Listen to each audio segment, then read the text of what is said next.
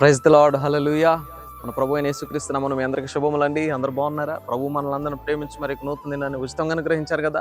కొద్ది నిమిషాలు ఈ స్తోత్ర ప్రార్థనలో ఆయన మాటలు మనం ధ్యానం చేద్దామండి.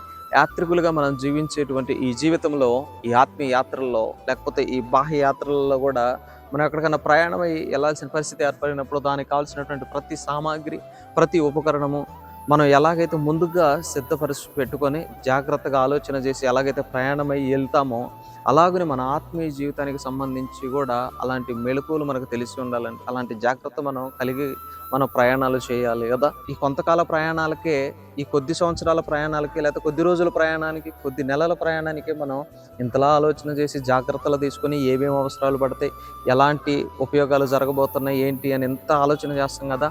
మరి యుగాలు ఉండేటువంటి నిత్య జీవాన్ని చేరుకోవాలంటే, ఆ పరలోకాన్ని చేరుకోవాలనంటే ఇంకెంత ఆత్మీయమైనటువంటి జీవితం మనం కలిగి ఉండాలండి. ఒకసారి ఆలోచన చేయండి. అందుకే పౌలు భక్తుడు అంటారు అద్భుతమైన మాట కొరింథీ పత్రికలో ఏమనంటే, అదృశ్యములైనవి నిత్యములు, దృశ్యములైనవి అనిత్యములు అంటారండి. అంటే కంటికి కనపడేవి అవి అనిత్యములు, అంటే కొంతకాలం ఉండిపోయేవే.